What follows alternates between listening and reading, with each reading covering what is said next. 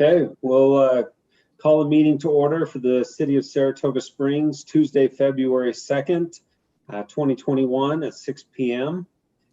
I, Jim Miller, the Mayor of Saratoga Springs, City of Saratoga Springs, hereby determines that conducting the City Council meeting at an anchor location presents a substantial risk to the health and safety of those who may be present at the anchor location. The World Health Organization, the President of the United States, the Governor of Utah, and the County Health Department have all recognized a global pandemic exists related to the new strain of the coronavirus. Due to the state of emergency caused by the global pandemic, I find that conducting a meeting at an anchor location in the current state of public health emergency constitutes a substantial risk to the health and safety of those who may be present at the location. This written declaration expires 30 days from the date signed. So we've got present tonight, we've got Councilman Karn, Councilman Porter, Councilman McComber, Councilman Podeska, and Councilman Wilden. So we do have a quorum. I've asked Councilman Porter to give us our invocation, and then Chief Burton to lead us in our Pledge of Allegiance.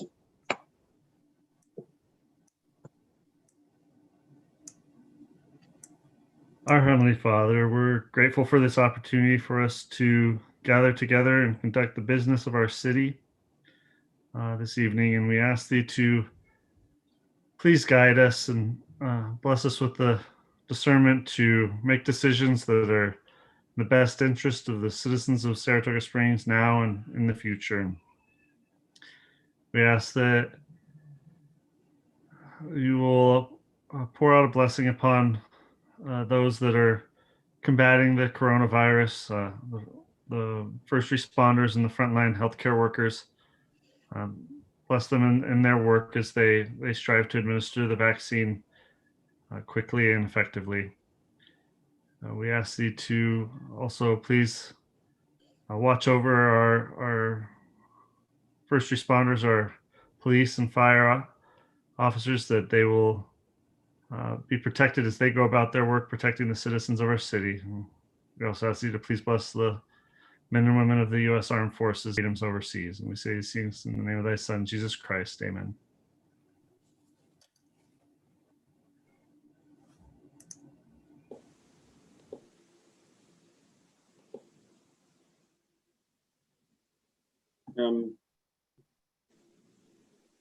Chief, you're muted. Sorry about that. We'll start over. If you'll join with me in the Pledge of Allegiance. I pledge allegiance to the flag of the United States of America and to the republic for which it stands, one nation under God, indivisible, with liberty and justice for all. Thank you.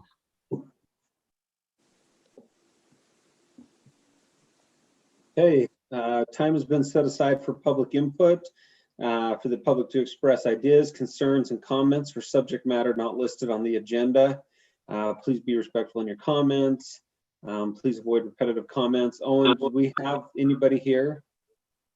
We have some applicants, but we have one comment that was sent in that I'll read if you'd like, Mayor. Okay. That would be great. It is from James Reber, and he says, I'm a resident of Saratoga Springs, and I ask you to adopt ranked choice voting for our city's elections.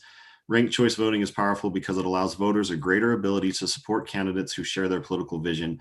Imagine a future where our city can have real choice beyond just the best funded or most recognized names. I am particularly eager to eliminate the disenfranchising blight of strategic voting, wherein voters must pragmatically abandon their political hopes before ballots are even cast because of our first past the post voting system. I know some are concerned by the cost and complexity of ranked choice voting, but knowing what voters want is the whole point of elections. So we should do everything within our power to ascertain voters' wills as faithfully as possible. Ranked choice voting is not an unusual experiment. It is rather the logical replacement for an outdated, deeply flawed first past the post system. And so I ask you to adopt ranked choice voting for our city. James Reber. Okay, thank you, Owen. There are no other comments. Then we'll close the public input. Reports. Anything from the council? I guess either I or Stephen can speak to what's going on up at the Hill. We've been with Mark, have been involved in the Legislative Policy Committee with ULCT. There's several bills that warrant our attention. I guess Mark can catch any that I may forget. Big one is House Bill 82.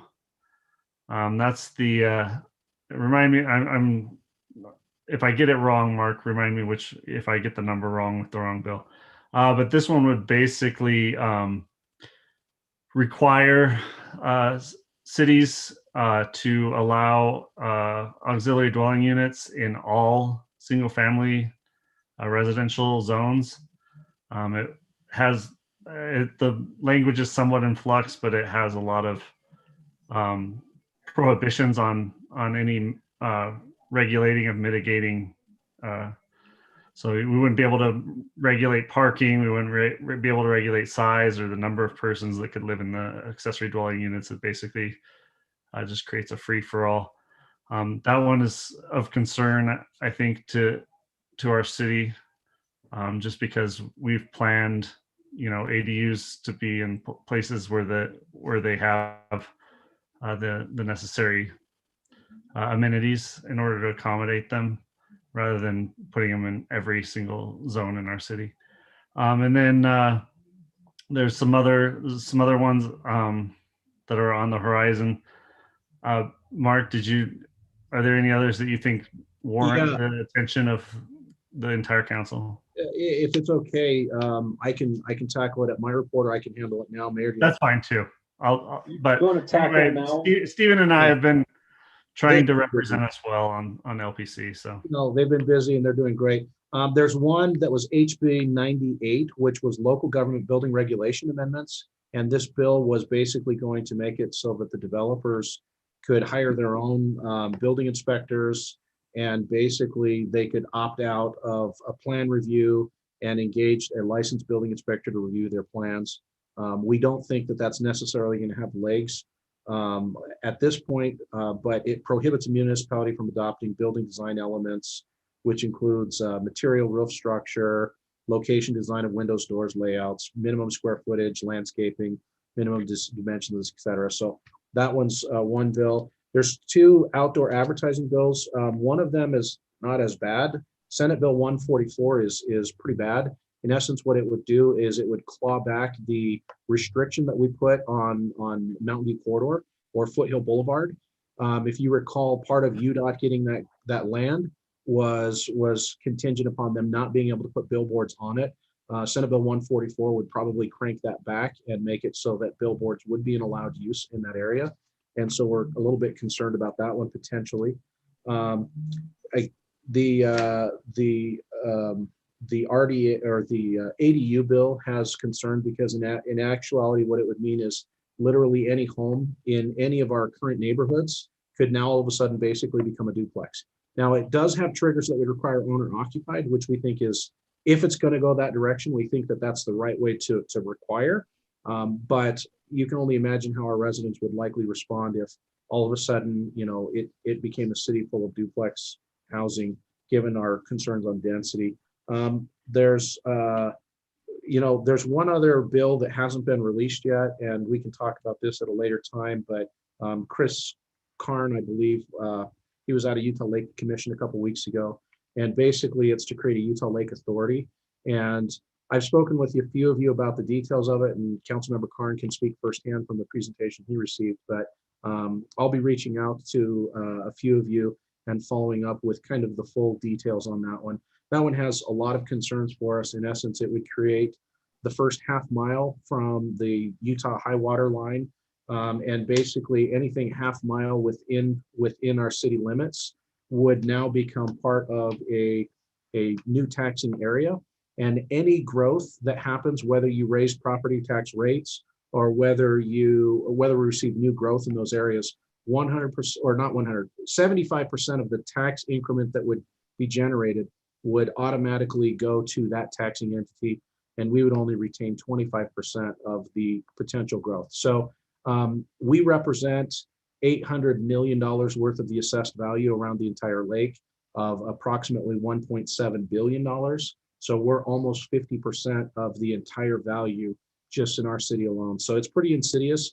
And I'll be reaching out to those of you that I haven't spoken with and giving you the full meal on that. And Councilmember Karn can give more details on that. But that's a real high level of the bills that are on our radar this week.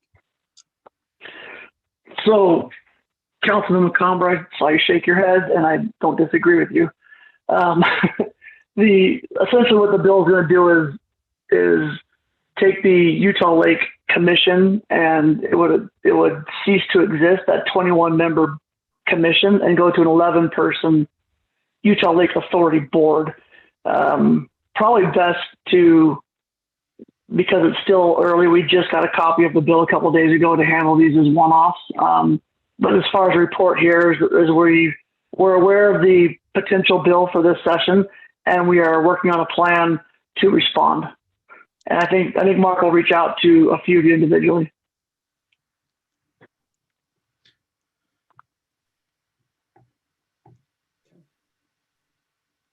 Perfect. Any other reports from the council? I did have a 45-minute speech prepared, but Chris and Mark covered it all. So I won't re-say everything they did. Okay. Mark, administration. Mayor, council, thank you. We've got some council retreat items that we're going to follow up with a little bit later with Mackie helping to facilitate that. And so we'll have probably a pretty good report on some of the progress that we've made on some of those items. And so I'll save the rest of my comments until that point. And if any of you have any specific questions on any of those bills or any other bills, feel free to reach out. Just so you are aware, we will be meeting with Jefferson and with Jake tomorrow, with Chris and Steven. So looking forward to that. And we're going to certainly educate them and let them know our concerns on some of these issues. Okay. Thanks. Any questions on the department updates from the council? Okay. Mark, real quick, how are the commercial projects going as far as inspections within the city?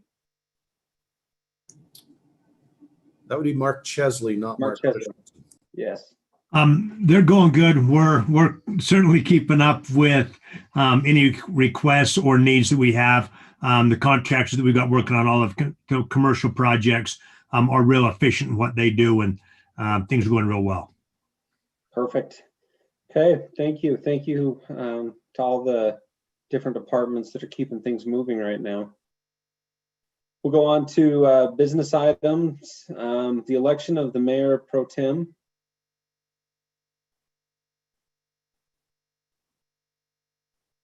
There was a discussion. If somebody'd like to make a nomination. I say we let Chris Karn do it. Okay. I have a motion from Chris Porter. I was saying we should have Karn make the motion, but Oh, yeah, I'll move that we appoint Christopher Karn as the mayor pro tem for the coming year. okay. First from Councilman Porter. Second, A second from, who was that from? Councilman Podesta. Brian. Councilman Podeska. Okay. Any further discussion? Can we clarify for the coming year means the current year? Correct. Yeah, for 2021. Second amended. Okay. So we'll do a roll call. Porter, Aye. Karn, Aye. McComber, Aye. Wilden, Aye. Podeska. Aye. Motion passes unanimously.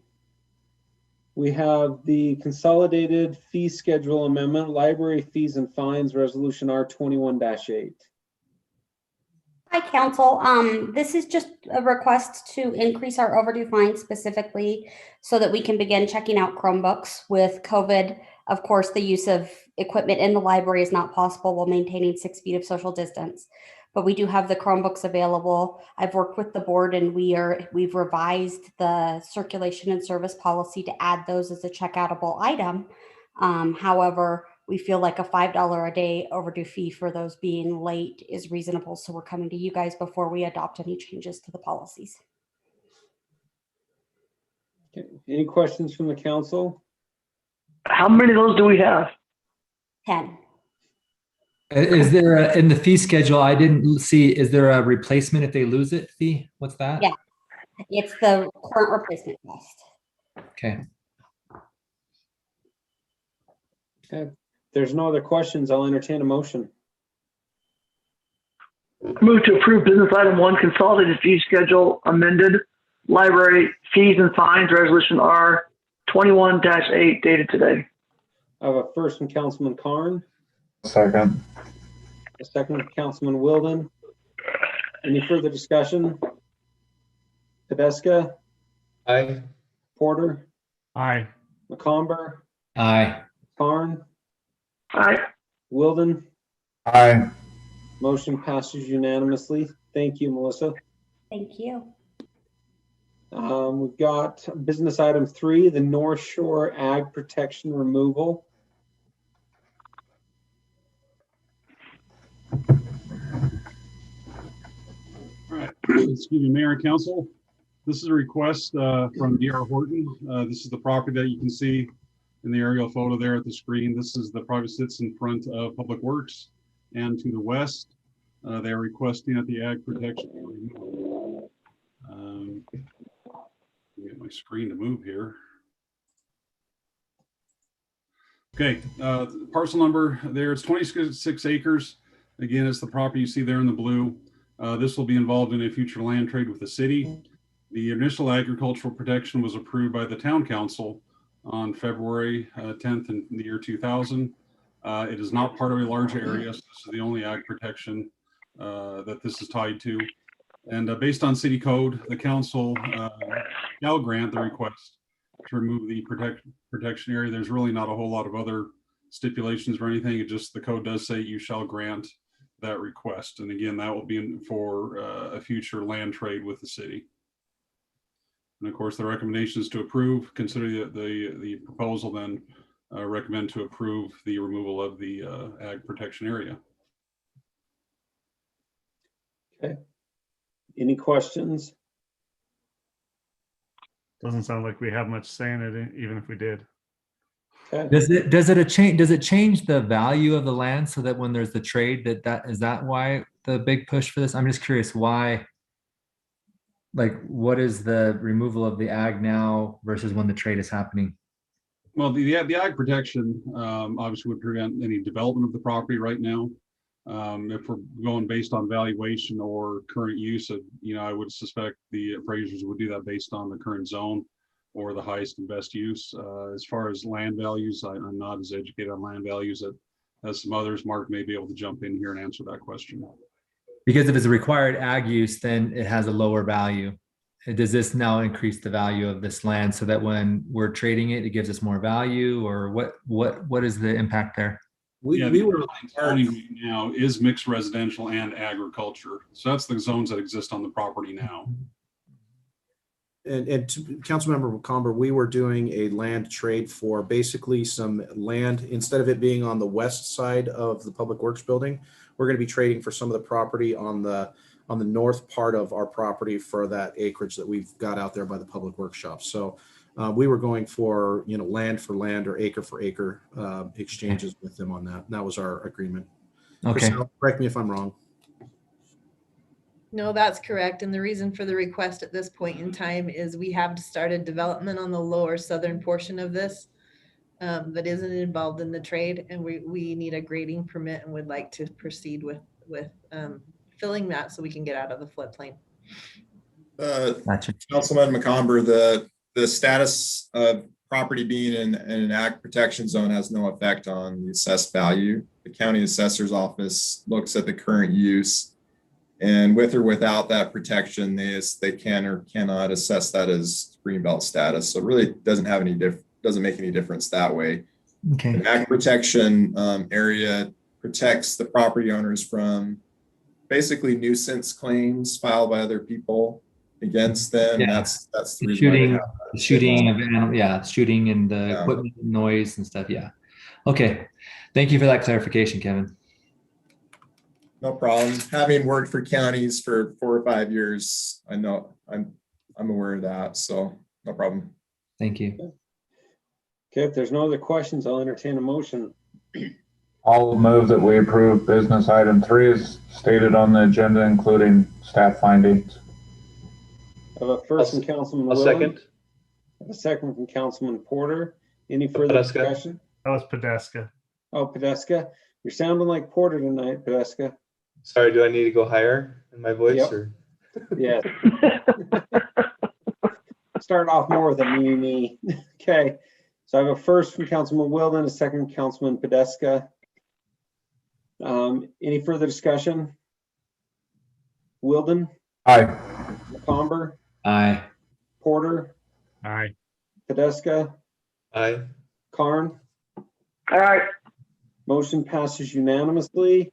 We have business item 4, the South Saratoga Elementary School Reimbursement Agreement, Resolution R21-10.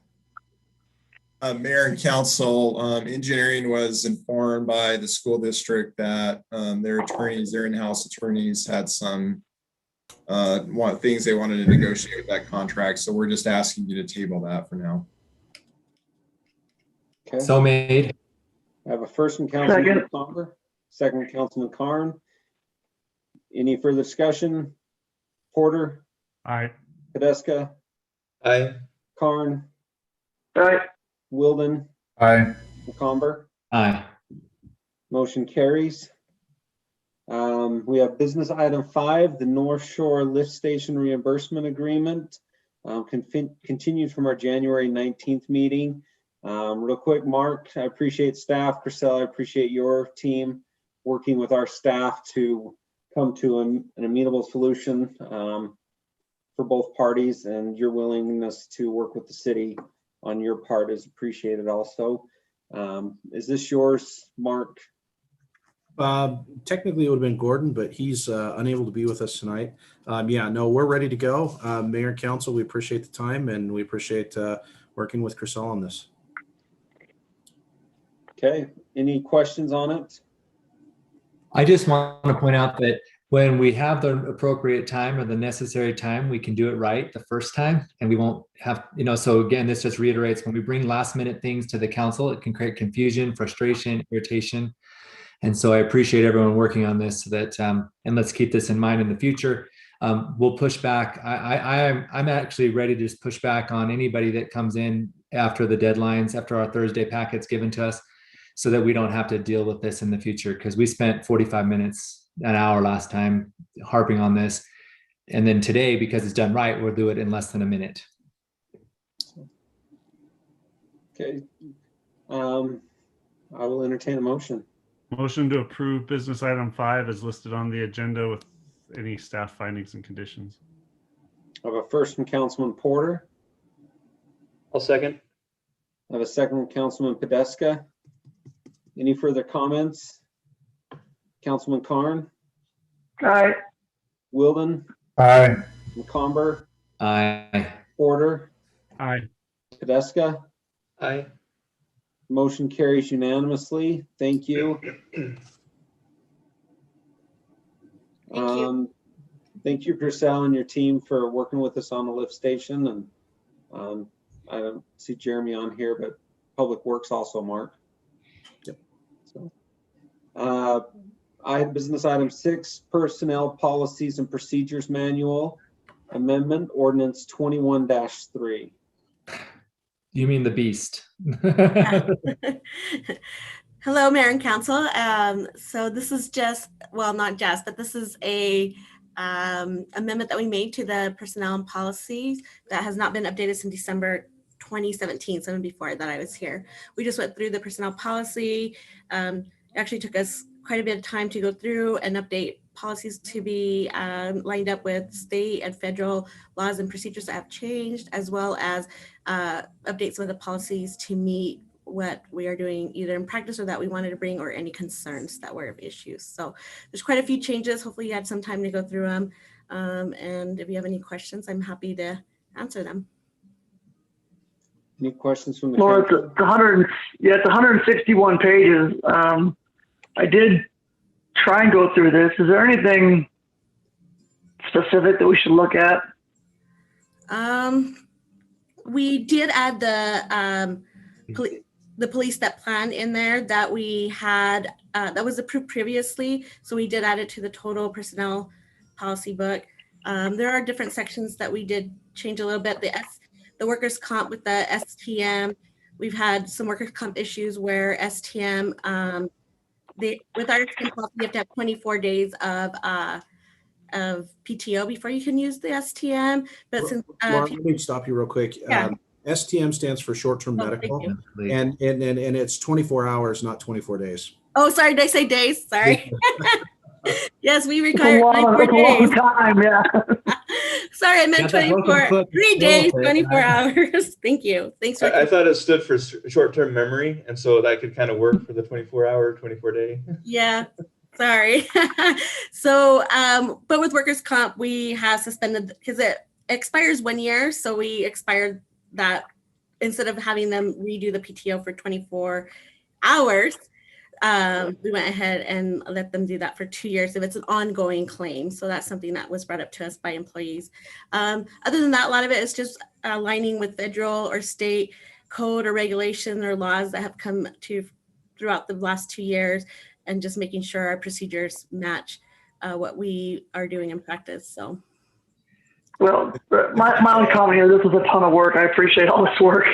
I did look through it. I did not read all 161 pages. So. Why not? Just kidding. I have enough sleeping medicine. So, Mayor, I do have some questions about a few items. Perfect, Councilman Comber. So on the dress code, I was looking at the dress code, and I was sort of, I appreciated the changes in some of the things and laxing and obviously taking away the gender specificity because we had to be careful with that. But like, for example, nice tennis shoes. I thought that was interesting that you can't wear a pair of nice tennis shoes. It's not approved. There's a lot of tennis shoes that cost more than anybody's shoes. And there's some really nice looking tennis shoes that can have a dressy feel to them. And with the nature of trying to get people to stand and walk and move around at work and even in the office, I just was sort of surprised with that. And so, I think that we need to just be making things easier and less restrictive than more restrictive. That was one. The smoking policy, I appreciated the details there. One thing then wasn't very clear for me is, I think that if you're within a certain distance of a building, right, we have that requirement. You have to, you're off city property, but like a truck, like a city branded truck, they're leaning against the truck smoking as they're sitting right, like leaning against the truck. I just feel like that is also should be not allowed. I think that if they need to be away from branded, or I'm talking about, like, for example, I see it a lot when I'm out on walks.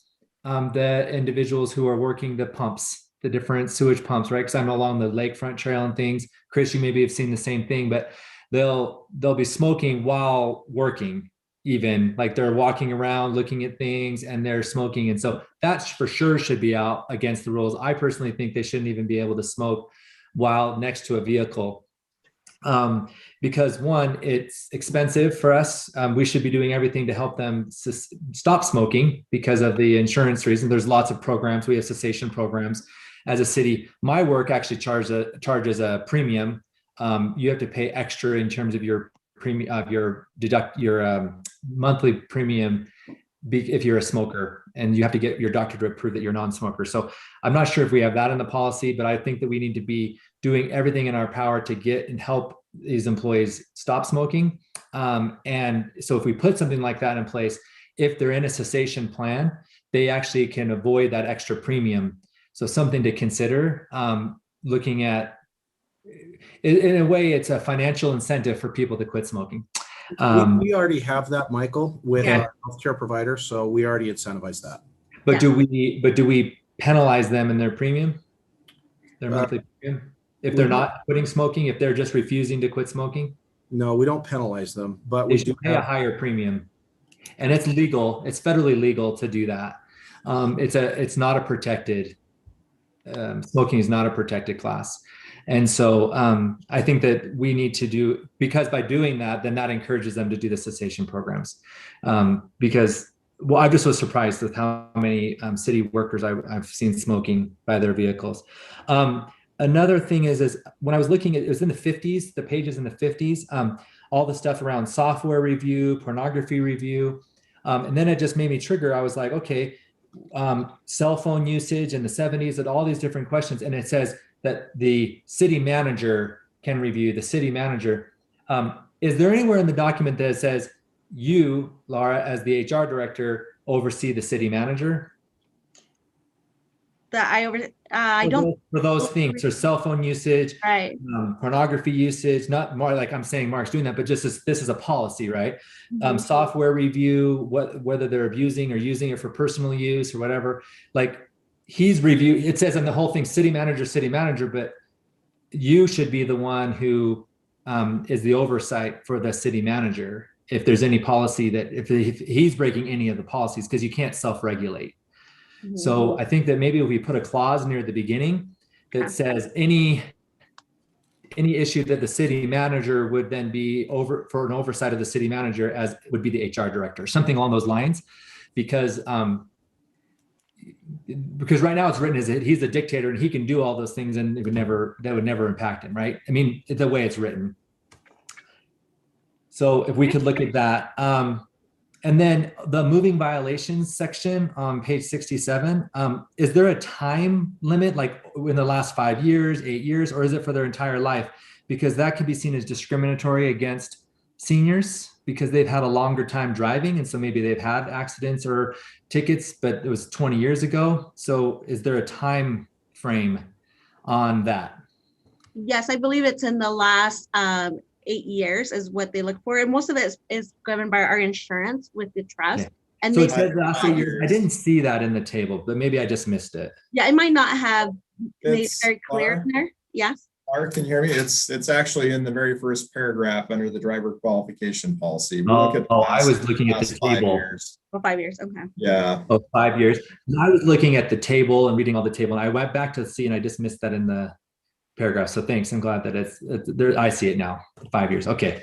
Thanks. And then, is there a section? I was looking and I just sort of like Chris, I gave up because it's such a huge document.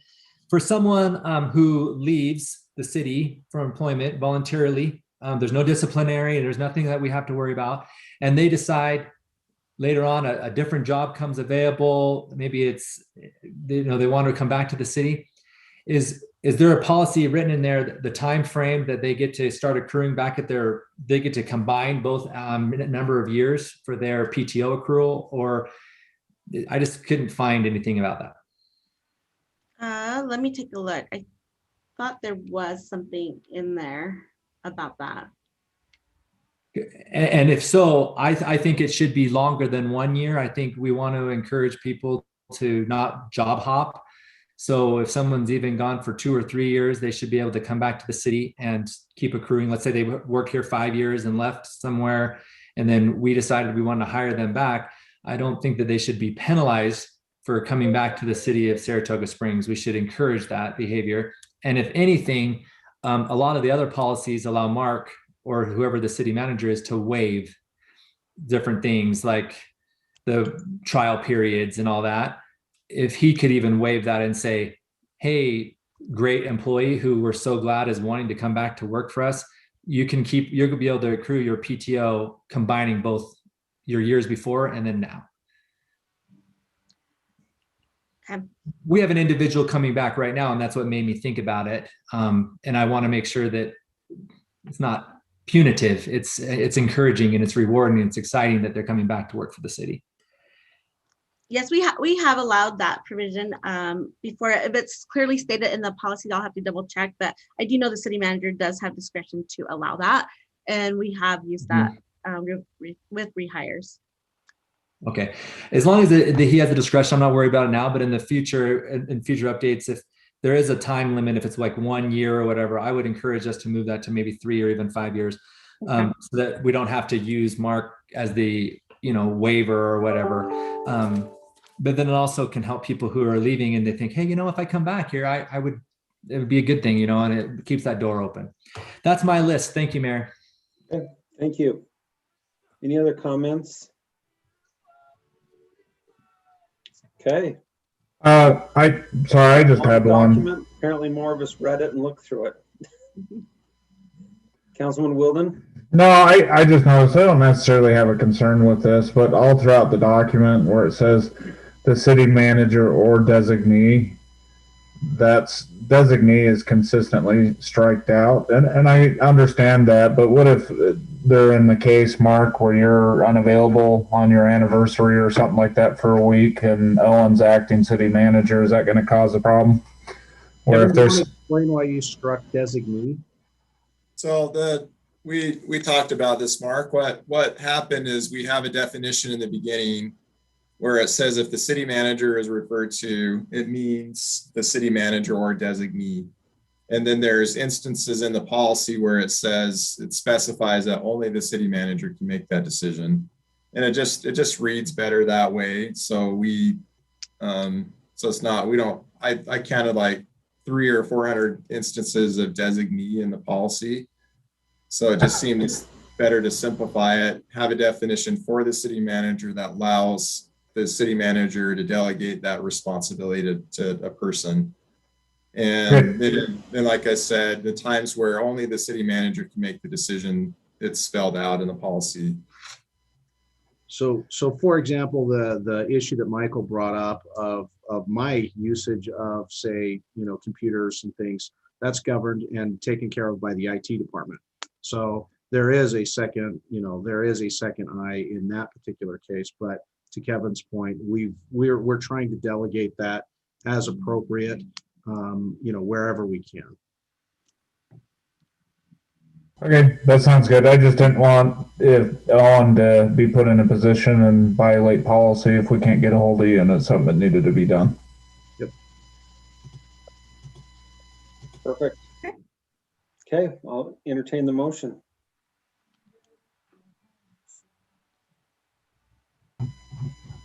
I move that we approve agenda item 6, personnel policies and procedures manuals amendment ordinance 21-3 dated today.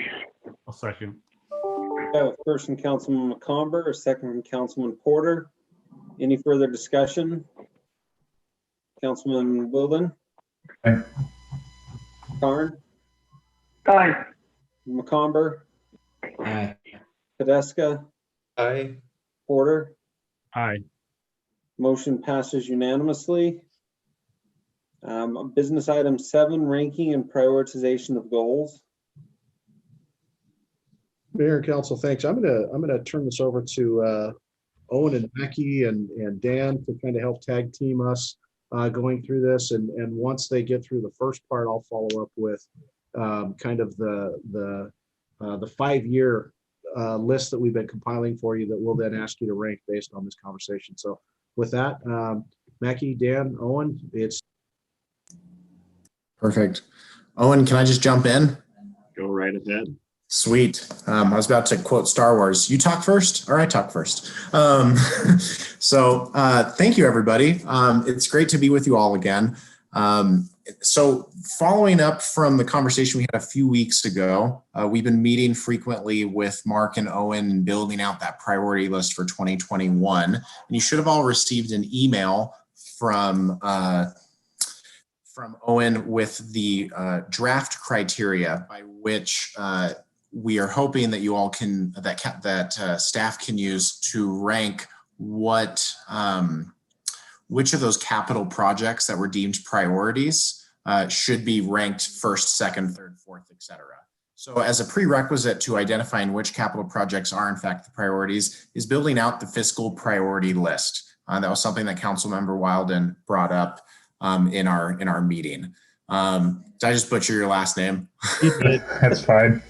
I saw the grin and I just went, oh man. I was waiting for the mayor to say he is a wild man. I know. I was thinking you're a wild, crazy dude. It was hard to hold back. Yeah, Wilden, right? Okay. Perfect. And so we sent out that criteria to you all. And really the purpose of this, of narrowing down and confirming this criteria is to help guide the work that staff are going to do over the next few weeks and month of really doing the research on how much are these projects going to cost. If cost is a criteria, I think that's safe to say. For all of the criteria that are identified, this will help guide the research and the work that staff are going to be doing. So that way they can come back to you and answer those questions and provide that context so you all can make an informed decision on ranking the priorities of these capital projects. And so you should have all received that email and had the chance to review that. The question that I wanted to ask you all is to get a sense from each of you of what criteria is most important. Another way of thinking of it is, was there anything on that criteria list that we might have missed that you feel should be added or included to guide staff's research? So I'd love to just go down the list and give each council member the opportunity to share their thoughts on that. Well, I did. I don't know if anyone else, Mayor, if I go ahead, if that's all right. Go for it. I sent it over to Owen. I went through it, didn't exactly follow kind of your list, but I outlined them in the order that at least I personally would put them. I don't know, short of me pulling up the email. Owen, do you have that, or do you want me to pull up the email? No, I have it if you want me to read them, or do you want me to? Yep. So Councilman Wilden's first one was, is it needed or optional? Basically, if something is needed for existing residents, then it should be prioritized over optional items. Number 2 was required time frame. When does this need to be completed? For example, the property needs to be purchased by a certain date or year. Third was funding mechanism and cost. So if something requires bonding, I'd rather Councilman Wilden would rather do multiple things at once, and this could expedite or delay optional projects. If it doesn't require bonding, then it could be easily prioritized sooner to knock it out. If something should be funded by developers to start their project, it is a much lower priority, and the only thing that would move it up on the list is if a developer paid for it. Number 4 was number of benefited residents. Those with a larger benefit can be prioritized higher than those with a lower impact.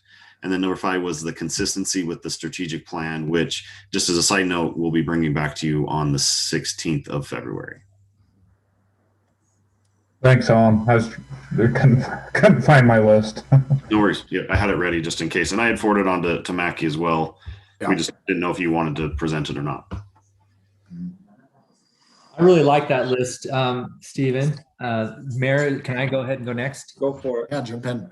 So I really like the approach. There's one other thing that sort of a caveat I would like to add is where we've already made an investment, like we already own the land. For example, Inlet, south of Inlet Park, right? We own that land already. So that reduces the cost. So then the cost maybe does show less, but it's also nice to see where we have value already acquired versus like the expanded land at Patriot Park. That's a cost before you can even put a shovel in the ground, right? So that kind of, I think prioritization would help where we've already made an investment. In the Patriot Park, you can argue, yeah, we've already invested in that park. So, we're expanding it. That's really the only thing I had different than what you guys sent out in terms of the list. And then I really like the order that Stephen put his in. I agree with your comment, Michael. Can I go next, Mayor? Go for it. No, I agree. I like Wilden's list, and the one, it's not even a change. It's maybe in some ways it's similar to what he listed as the projected year of completion or something like that. When it needs to be completed by. I guess I would also like to understand if there's an external, this kind of goes along in some instances, I guess, but if there's an external, like if we're under contract with somebody to complete something by a date, or whether it's purely at the discretion of the council.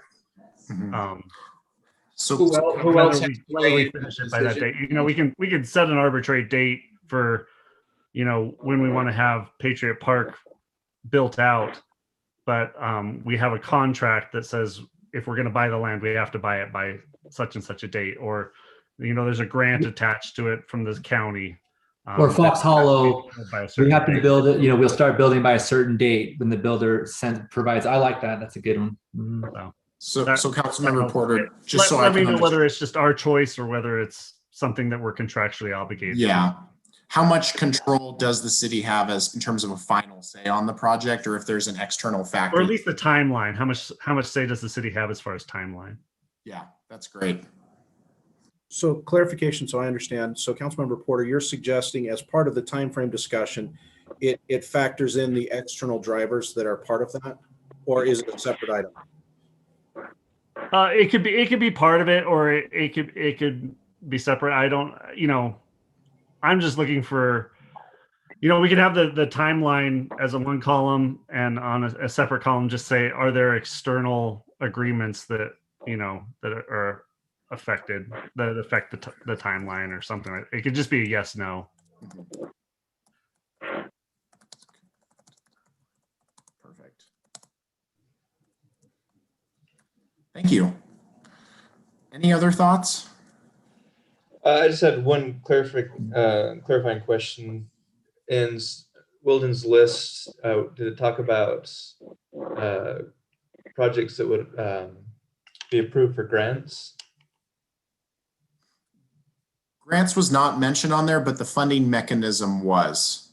Okay. That could certainly be a caveat that we put on that criterion is a grant, could a grant be a possible funding mechanism for that project? Yeah. Yeah, other than that, I thought the list matched up with most of mine. Orders a little bit different. I actually like the order that was presented. So. Yeah. Okay. Do you guys have what you're looking for from that? Yes, and so just to confirm, what we're going to do is take the list that we sent out to you last week, take Councilmember Wilden's criteria, and then kind of overlap those two and have that be the final criteria. I also have the other items that were mentioned, so I'll forward that on to you, Mackie, where we can add those in as well. Perfect. Okay. Awesome. Perfect. Some notes.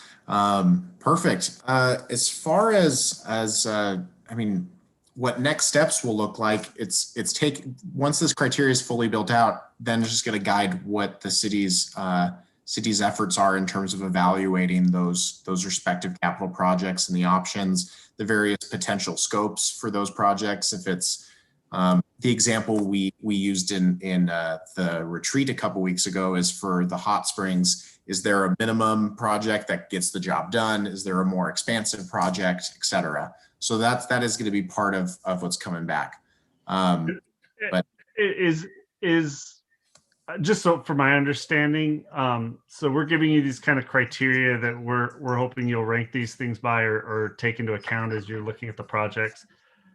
Is the intent that staff kind of gives us a preliminary ranking and then we say, well, we want to move this one up one and this one down one, or or is it you're just going to give us a list of all of them and we're going to have to rank them?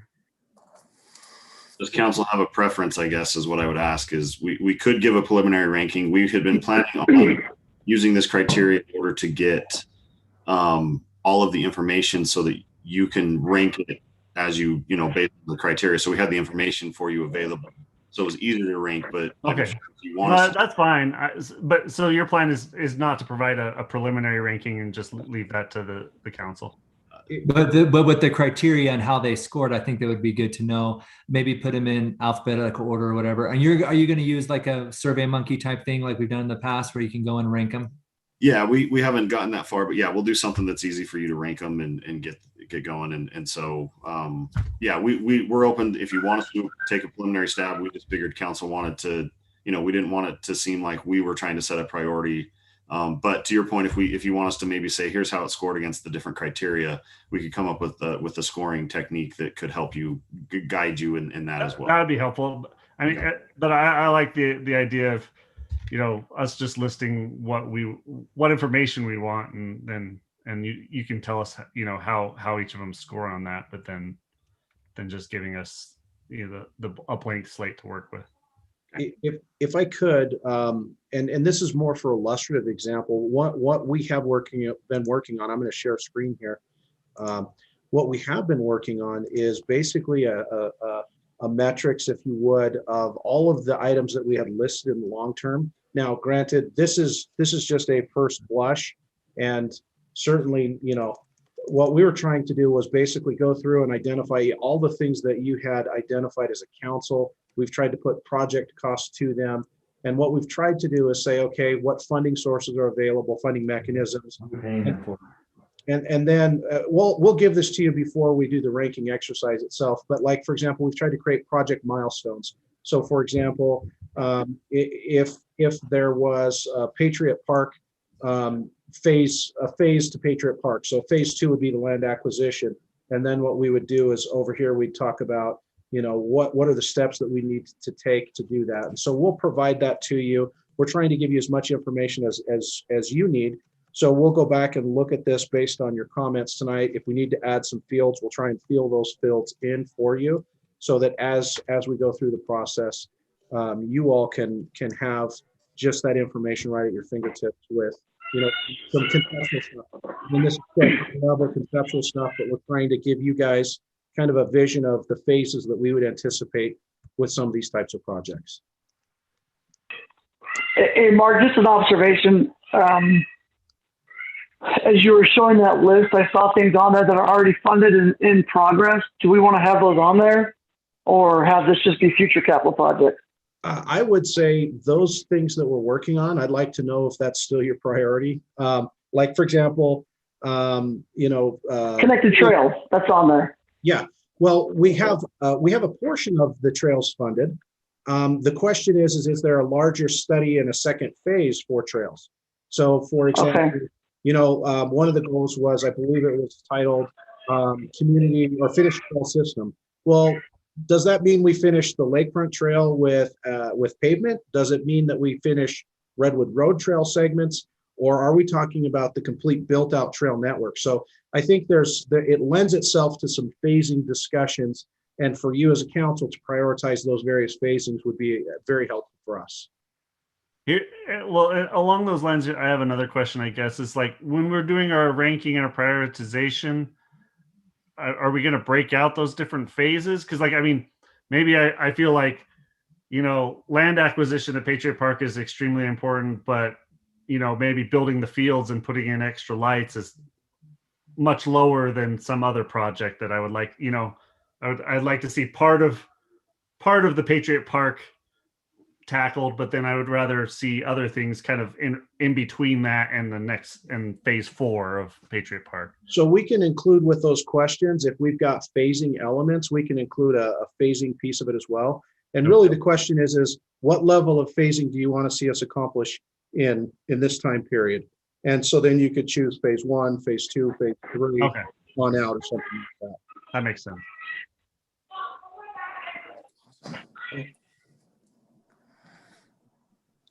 Anything else? I think we're good on our end. Thank you all so much for your input on this. We really appreciate it. Thank you. Thank you for your time. Mayor, real quickly, what we'll do is we'll polish this spreadsheet here in the next couple of days. We'll send it out to you as a council, really more for your just conceptual review of that. And then if you have comments, get those back to us. Like, for example, on the global, you know, conditions that we're trying to explain for each of the projects. And for example, if you feel like we need to add an additional phase or something like that, let us know, and then we'll resend that out. Again, we're going to look for your feedback on this. We're proposing these as potential phase breaks or study breaks or something like that. And so if you guys decide you want to do something different, we're happy to take that feedback and then use that then as the ultimate survey that we send out for you. So thank you. Awesome. Thanks, everybody. Thank you. We will move on to the approval of the minutes. I'll entertain a motion for the January 19th minutes. Motion to approve. Second. First from Councilman Porter, second Councilman McComber. All in favor? Aye. Aye. Any opposed? Motion carries unanimously. I did want to go back up to reports. I did have one report, and I believe Councilman Mark said you talked to him also about some residents that had talked to you about Rocky Ridge Way and the trail or corridor going behind it. Just to kind of follow up for the residents, I talked with Mark. We're not to the landscape and planning design yet, but adding the trees and that help kind of cover it, and with sound is something we can get into it as we get to that part of the design phase. Is that correct, Mark? That is correct.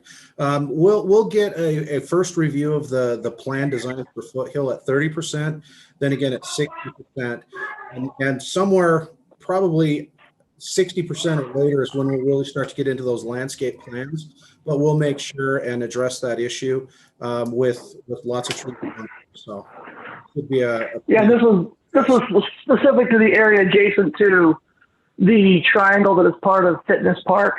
As part of the Canton Ridge, yeah. Yep. And part of that Canton Ridge, they're supposed to, I believe, help develop that park, if I remember their obligations. And so that could be something, as well as we review that plan, that we make sure that they install lots of trees as part of those amenities. And those residents are banding together behind a local resident leader. And they're going to reach out to Canton Ridge directly to have discussions about how they would like to see that park. So we'll see if, Canton Ridge will support that. Perfect. Mayor, I had one other thing I slipped my mind I wanted to bring up. Okay. This is just, I guess, feedback from or asking council what their thoughts are. I know in the past we used to have a consent calendar. I know there were reasons why we stopped doing that, but there seemed to be, we've had a change of council to where there's 3 new people since that practice was stopped. I was just wondering if we might consider, what the council thought about maybe going back to that with some of the less controversial things. I think staff has a pretty good idea of when we're gonna have issues, and we could always pull something off, but I think it'd move meetings a little quicker. Quicker Sorry, than Chris, an hour? Could you explain what that was?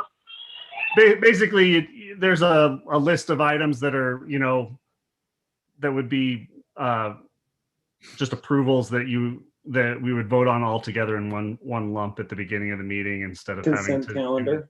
But didn't most of the consent report from each calendar, item. I thought most of the consent calendar items were given to staff to make without even bringing it to the council. Is that correct, Mark? I thought we gave you a lot of decision-making power to prevent the large consent calendars. Sure. No, and we have delegated a lot of that. The question, I think, to Councilmember.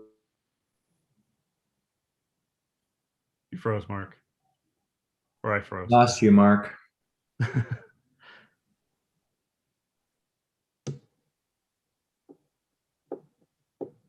Well, while we're waiting for him, I don't particularly care either way, because if it's not controversial, we're usually going through it in less than a minute. And if it goes longer, that's because someone's doing a really long presentation that they don't need to. Well, yeah. But, and a lot of the consent I was kind of calendar. getting at is a lot of times, we have a 5-minute presentation when we're all just chomping at the bit to just vote on it. Yeah, Well, we've had, in consent calendar items, the problem we finally got rid of it, we gave it to the staff, is because we kept pulling 3-4 things off that consent calendar, and that took us 20 minutes to pull them off, and it was actually making it longer to pull them off. And so, Well, when we sent stuff to Mark for approval authority, we also sent a lot more to the planning commission to avoid the washing machine cycles the developers were really struggling with, and residents. Okay. That snow shack took 3 months. but maybe it's a combination of, Chris, to where Jim is the chair of the council. They send you the agenda ahead of time for your approval. That's supposed to happen, whether that's always happening, but they do, right? And you can maybe, even if you look at that and say, maybe Mark at that time says, hey, these 2 or 3 items can probably be lumped together as a consent. And then you can make that, because the council very well. That's one of the values of having an experienced mayor. You can then say, yeah, sure, let's do those 2 on a consent. So maybe it's not every week. I'm fine with that. I was just like, I looked at tonight's, and there happened to be questions about the personnel, that I didn't necessarily have. And so, but a lot of it was just, reimbursement agreements and stuff like that, which, honestly, weren't controversial. And Problem with the reimbursement agreements, we have to vote on those individually because we're dealing with finances. We're spending money. Yeah, so we have to vote on them each. We don't want to omnibus bills like they do in Congress, right? I can work with Mark as we go over the agenda every time and look at what can be consolidated. Yeah, I think we've streamlined this from our typical. We have very agenda. much. I think we have very much, but I enjoy spending our time on the things that we really want to spend our time on, like today's, the goal setting and stuff like that. I think that's the important stuff that we should be spending our time on. And if we can, just get the other stuff out of the way so we can focus, since COVID, we've had short meetings, but we've also, prior to COVID, we would have meetings that, stretched to 9:30, stuff like that. And by that point, we're getting tired, and I'd rather just get to the stuff that we really want to spend our intellectual energy on. That'll work. Okay, welcome back, Mark. Yeah, sorry, I don't know where I dropped off, but I'll watch the YouTube and get caught back up on what I missed. Sorry about Just that. when we go over the agenda, Mark, we'll look to see if anything can be combined onto a consent calendar that are just quick items, and then we'll modify the agenda before the meeting. Perfect. I'm going to delegate that to you and the mayor. Perfect. Do we have need for closed session tonight? No, we do not. Okay.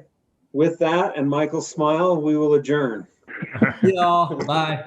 Yeah. Thank you. Say it. All right.